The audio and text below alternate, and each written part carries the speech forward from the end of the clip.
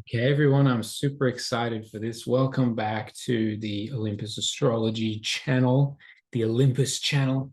We're going to look at Jupiter today in ancient astrology, along with some practical examples. So I'm not just going to give you a whole bunch of theory and leave you hanging in the dark. I want to open up some real charts of real people that we can observe in real life. I can tell you some real stories as well from people in my life, from my own life too. I'm a very good example of Jupiter, pardon me.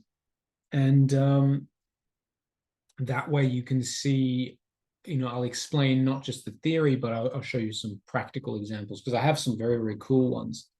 One kind of friend of a friend that I know who's also a client, she was a very, very interesting example because if you've been on my Instagram recently, you've seen the videos that I've been making and the post about Jupiter.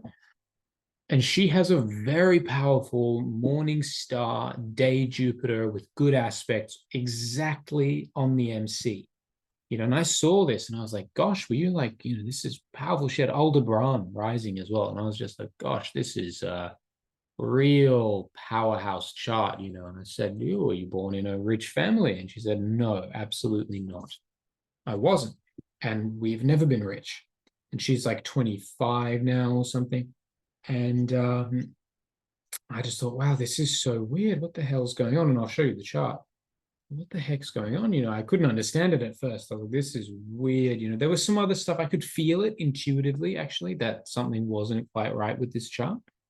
It wasn't what I would, imagine intellectually. And then I realized something. I noticed something. Jupiter was in Capricorn. And I went and I read the book, the good book, the astrology Bible, Firmicus Maternus, Marthesis. Very easy to find on Amazon. It's my second copy of this baby. And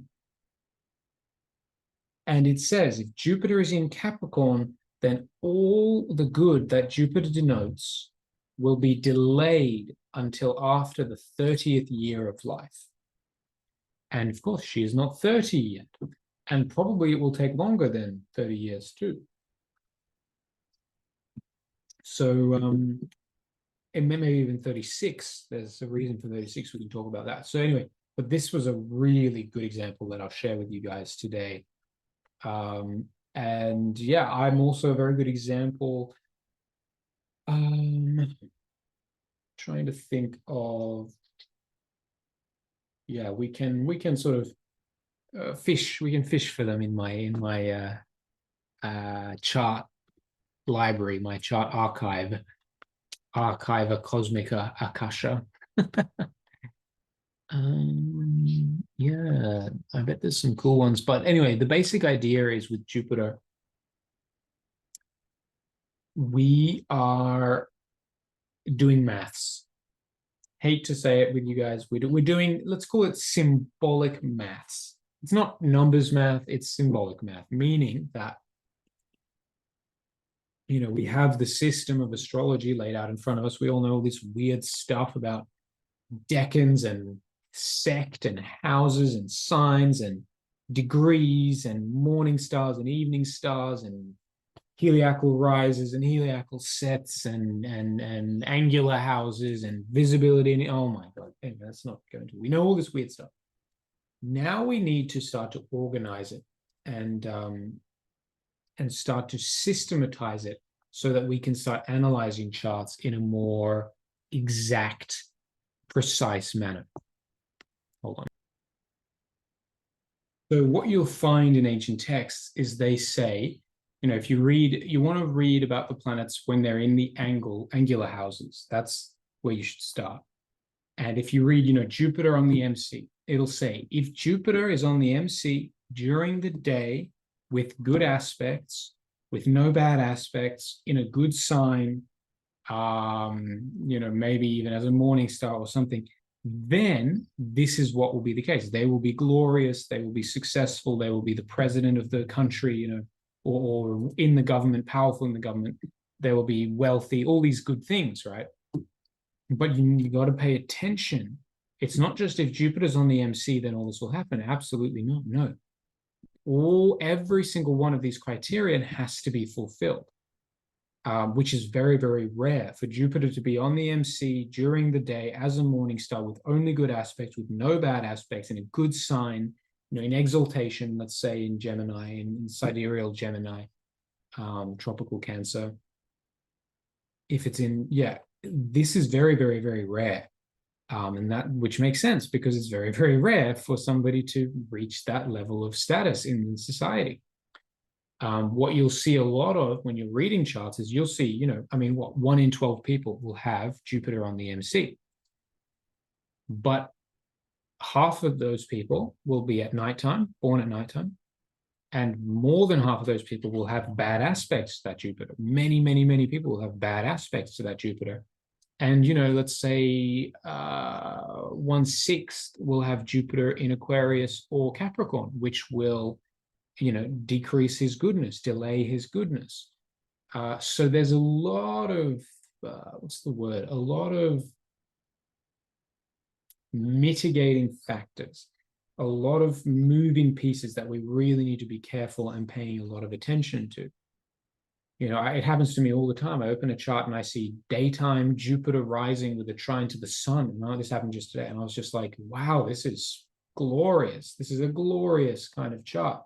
But I missed that Mars was in opposition with the sun. So actually, Jupiter was just mitigating the bad aspect of Mars. It was still powerful. She was still quite a well-off, nice, well-standing in society. But she's not going to be the president or anything like that. And because I wasn't paying attention to that bad aspect from Mars, and a little bit Saturn too. So we've got to be careful and view the whole chart. And mine's a very good example of this as well. But basically,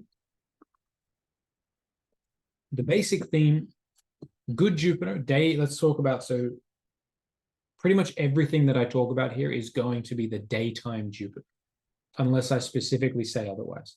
Daytime, this is very, very, very, very, very important. Daytime and nighttime Jupiter are almost completely different planets. Somebody can have a night Jupiter rising on the MC exact with good aspects, really nice. That is not going to be as strong as a daytime Jupiter there, even if it has some bad aspects, so long as it's in a good sign and stuff like that. So the sect is the most important when it's on an angle. Of course, it has to be in an angle first for any of this to matter. Angular, ascendant, MC. Well, let's just start with the ascendant or the MC. Descendant, IC is different. Ascendant, MC, very powerful angles. Let's say Jupiter is on the MC during the day with Mars in opposition. So we've got a very powerful Jupiter. So this will be a good, well-off, lucky, kind of successful, well-known average Joe, basically. Not like average Joe, but, they'll be sort of, if we're going to go by a sort of class way of looking at it, they would be sort of upper middle class, maybe, because Jupiter's really good. But that opposition from Mars will hamper it a little bit. If it was just Jupiter up there by himself, full power, this would be some, celebrity's child, maybe, or someone, maybe the parents are some rich bankers, very, very wealthy, something like that. Something that puts them in that upper echelon. That's what Jupiter is about, the upper echelons of society. But the Mars opposition it doesn't make it bad, like it doesn't make Jupiter bad, but it makes him less good. And this is actually exactly what's happening in my own chart. So I have Jupiter in the day, morning star, right up in the middle of the sky on the MC, and Mars on the IC, or kind of close to the IC. And actually, this is a very interesting case because the book tells us exactly what happens. So here we are. This is my good friend's chart, i.e. mine. So here's the MC right at the top. This is the noonday point, the midday point. I was born sort of in midsummer in London. So you can see this morning arc is quite long here. and Jupiter and Saturn and the Sun all arrayed around the MC. But we're just for now going to focus on Jupiter because he's also the ruler. Jupiter is in Aries, masculine sign. So this is very good for Jupiter to be in a masculine sign. Jupiter has affinity with the masculine signs. And especially in these, if we get the terms up, you see these Jupiter, Venus, Mercury, Mars, Saturn. These terms, the rulers of these terms is more important than the rulers of the planets. Rules of the signs, planetary rules of the signs. It's more important than that. And let's look, who is ruling the terms of my Jupiter? Jupiter himself. So he's in his own terms. So he's very powerful. He's up there on the MC in his own terms during the day, morning star. So we have quite a strong Jupiter, you know. We look at this. Let's read. What does the book say about Jupiter? This is Firmicus Maternus, book 3, Jupiter in the 10th house. So let's see. Sun, Mars, Jupiter in the 10th house. All right. If Jupiter is in the 10th house by day, and obviously the mind says the 9th house, but it doesn't matter. This is the house with the MC in it. This is the angular house. That's what matters. Then it will make one of the first 10 of the greatest nations. In other words, they are, the government, the leading officials of the state.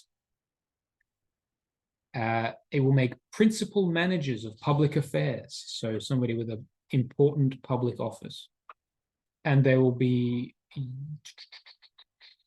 those on whom the greatest honor is conferred by the people. So people will love them and praise them, meaning that their position will be loved and praised. They will be in that position where people look up to them in their work, in what they do in society. They will be distinguished and ostentatious and extravagant in their life. So they can spend, Jupiter, right? It's got some negative side. They spend more than they may have sometimes, And they will be related to powerful people, even the king himself, through their business affairs. And they will be victorious or crowned through their whole life. In other words, the crown refers to high priests who wore golden crowns as part of their insignia of office. And then it continues, right? So obviously already this is incredible, very powerful, important, significant Jupiter here. And it continues. If there is no malefic, Mars or Saturn, if Mars and Saturn are not on the IC or resisting it by opposition, if they're not there, then then they will receive the greatest good fortune. So it'll be even higher than what has already been said. But if there is a malefic star, which there is in this case, you see my Mars is down here in an opposition with Jupiter. If there is a malefic star, then whatever they gain, such as honors and riches in their youth, this will diminish as they get older, or later on this will get less. Unless the IC or the 7th house is protected by Venus or some good star. And that's all it says. So obviously that's not, we have to look at the whole chart. That's not the case with my chart. It is happening in my chart, but that exact prediction won't take place. But we can study it thematically, right? So what does it say? It's saying that the MC is clearly related with the first age of life, or middle age, youth to middle age. And the IC and the 7th house are connected with the old age. So that's why it says they will rise to glory in their youth and middle age, Jupiter. And then as they get older, unless something protects it, as they get older, they will, it says here, all of their good fortune is dissipated or lost and utterly destroyed. So Mars takes over. Then they enter ruin because of Mars. I have no doubt something, we'll see how this plays out precisely. That's definitely not the case with this chart as a whole. It will have some theme, of course, but there's a lot more going on here, but it's interesting.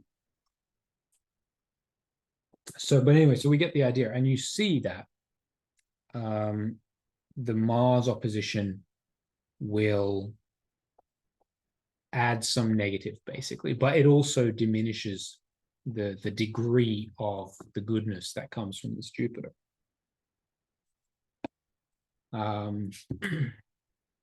So and that's just coming straight from the book, right? That's without any theoretical extrapolation, on the part of the individual astrologer.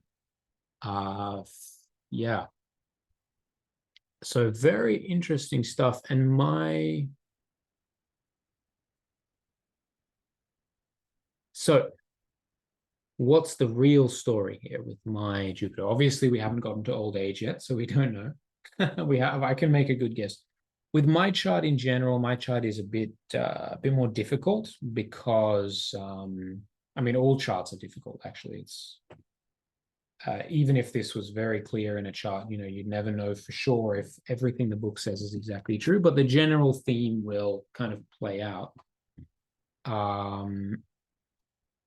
But here, we have Regulus, Aldebaran, Jupiter, Saturn, Sun, all this incredibly powerful. The moon even is up there as well by a Mundo parallel. All of these very powerful omens. It's not. Yes, there will be. Probably we can imagine there will be some give and take as I get older. I'm curious to see how that happens. But I don't think that prediction can be taken 100% seriously here. In general, they can't. The book, the textbook, is a theoretical code. It's a code book, theoretical code book. It's all written in code. Yes, some things, if they come up very clearly and very distinctly, then you can go, okay, yeah, this is true. This is absolutely true. Some things are just like that in charts.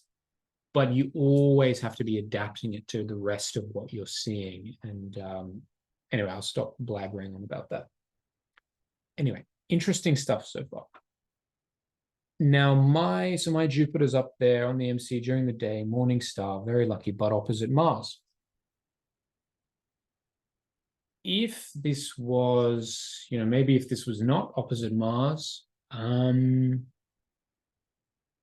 well, let's not go there yet, actually, but let's think about the real story for me. So this Jupiter is with the opposition to Mars, so it's very powerful, diminished a bit by Mars. So we're looking at somebody who's born into really very nice situation with a powerful Jupiter like that, very lucky, wealthy, silver spoon. Jupiter and Venus, they're the silver spoon. So yes, I was born with like a silver spoon in my mouth. But not I wasn't born in some crazy, well-off, rich.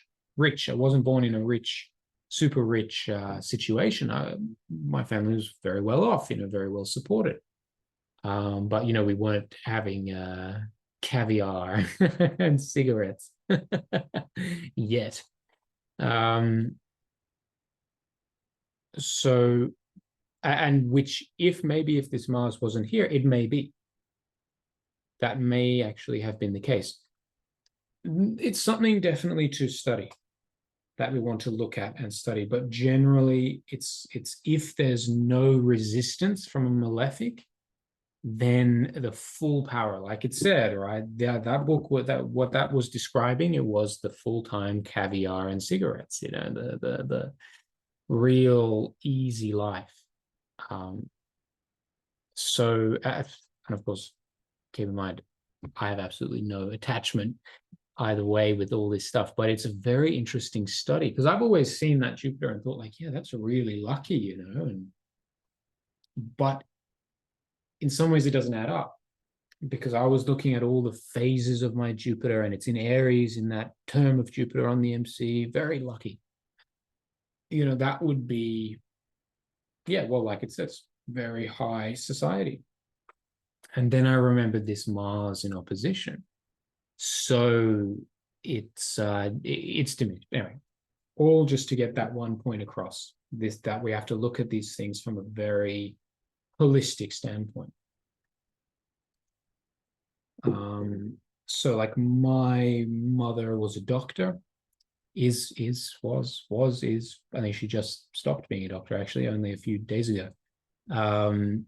So that kind of gives you an idea, the status. I mean, we're being very materialistic here with astrology because we want to be accurate. We want things that we can accurately trace. And status and wealth is very easy to accurately trace. So here, you get the idea. I think I've harped on this long enough. Now, let me know if you've got any questions that you want to ask about it. Now, in terms of a angular Jupiter, there's quite a few things as well.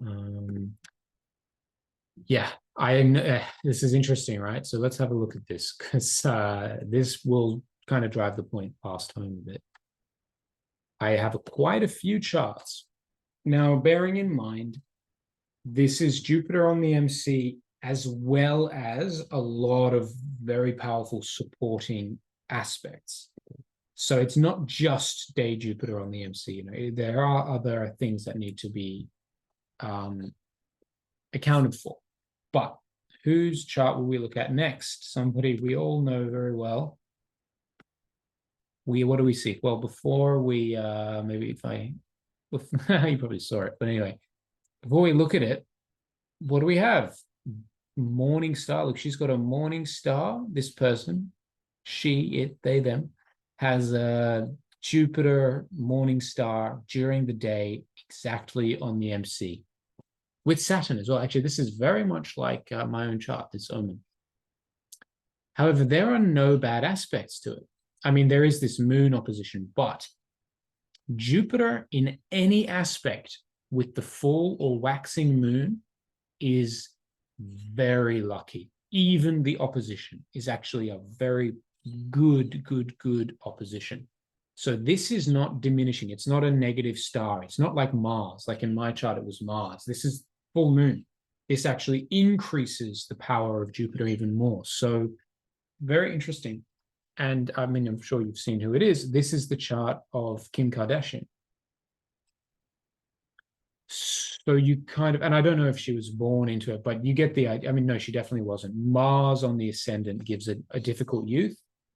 And then this will be, it eases as she gets old, extreme success as she becomes older. But you see that, right? Day Jupiter, morning star. It is in Virgo. What are its terms? Terms of Mercury, that's kind of meh. Virgo for Jupiter is a bit, yeah, it's not the greatest spot to be, but I mean, in general, the sign isn't hugely important. There are more important things. In fact, the fact that this is a morning star, I would say, is much more important than the sign. If this was Capricorn, that'd be a different story. That would really make it a problem.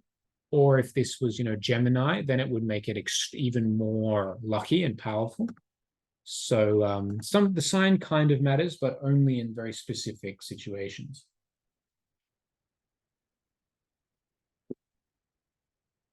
What was I doing?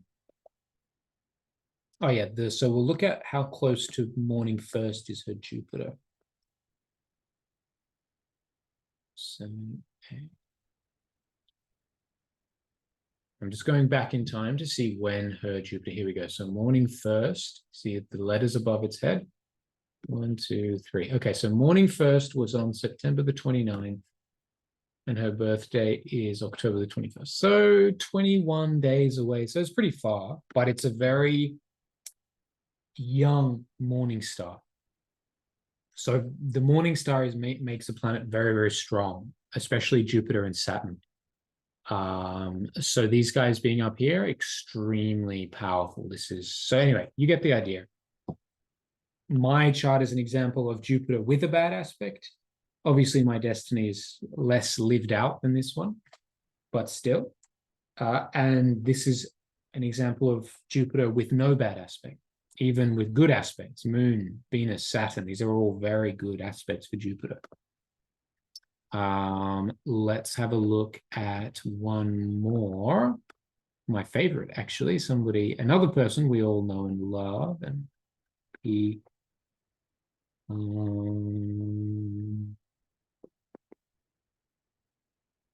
here we go, found it. Found he, him, she, her, they, them, it. I found it. How about that? I found it. Okay. And you can look at the name if you want, but, for the fun of it, let's not do that for now. What do we have here again? Jupiter. Actually, fun. This is interesting. In Virgo again. How peculiar. On the MC, daytime Jupiter on the MC with the moon. It does have like a small square from the sun and from Saturn, pretty wide. But in general, and it's an evening star, actually. Jupiter is an evening star. So it's less powerful than the morning star phase. But it's up here with pretty much, sextile Venus conjunction with the waxing moon, right on the MC. Very lucky. No bad aspects, day Jupiter on the MC. Who do we have? Sylvester Stallone. So, as you can see, we're kind of getting a profile here. We're getting a little profile built of the day Jupiter in an angle, especially on the MC, it seems.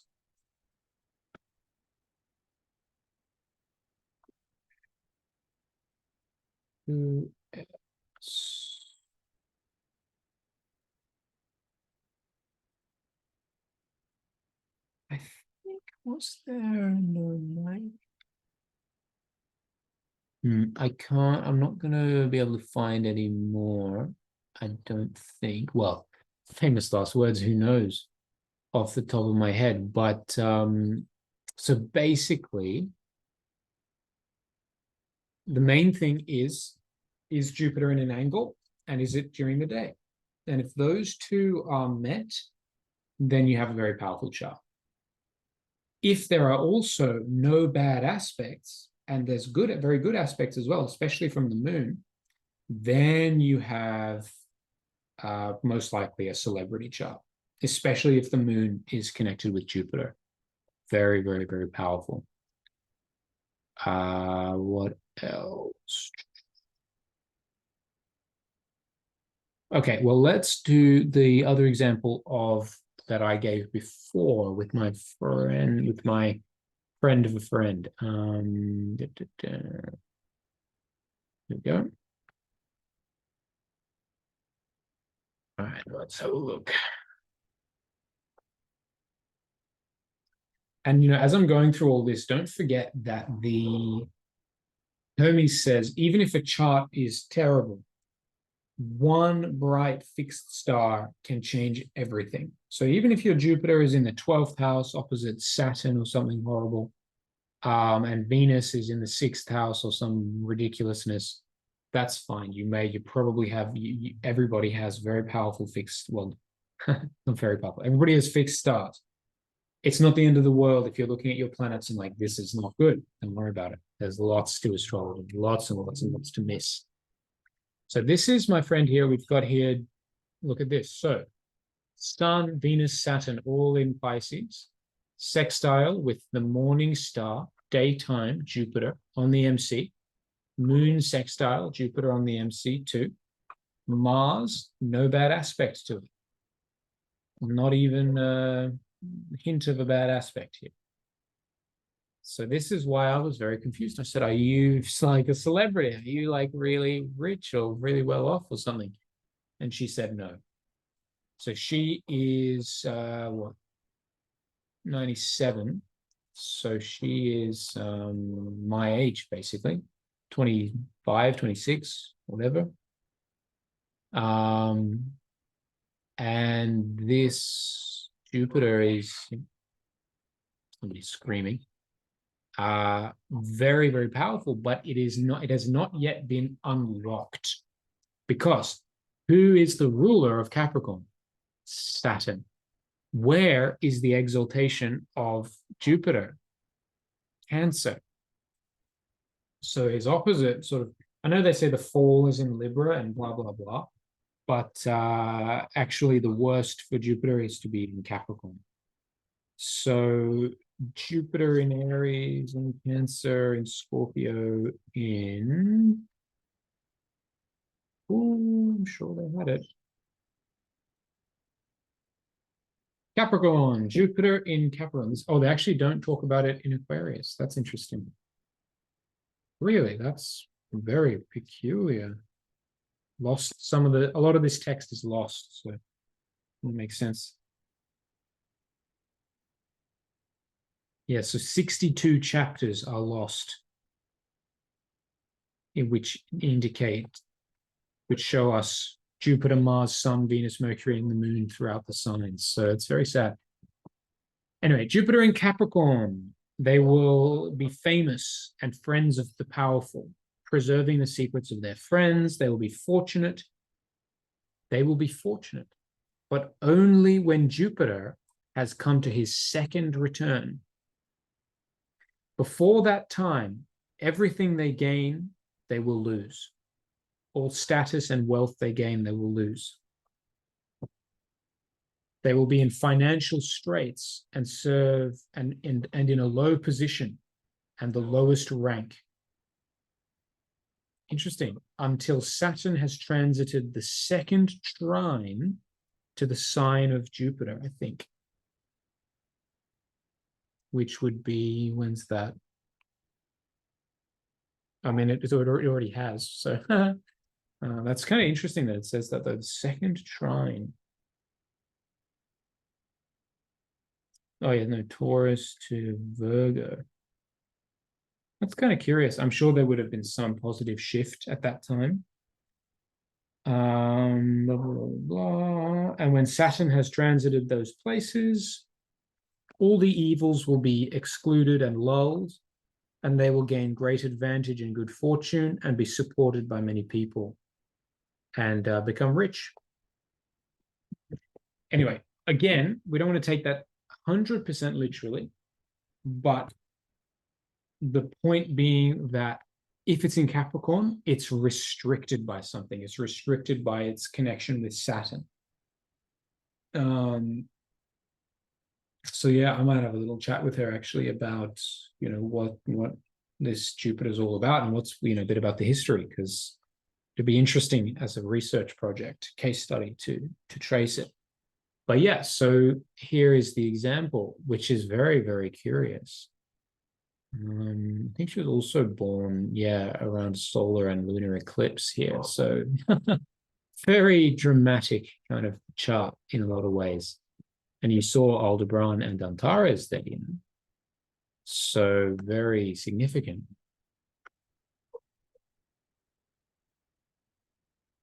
Now I can probably leave it there. Let's do one more. If you want to have a look at all of the different aspects of Jupiter and what it means, you can check out my Instagram. Go to the Reels section. In the caption of my reel about Jupiter, I'm going to put all the significations of his aspects. So if you want to check that out, you can. I'm also going to do an even further deep dive on Jupiter on my Patreon. So if you want to learn more, please sign up there. That'll really help me out, and like this video, all that good stuff. And subscribe, of course, if you're lurking. And I will see you guys on the other side. And if you want to work with me too, I just got to plug myself. Advertise without shame. If you want to work with me, I would be blessed by that too. And I'm sure you would as well. Anyway, I'm going to shut up now. God bless you, my brothers and sisters. I will see you all soon.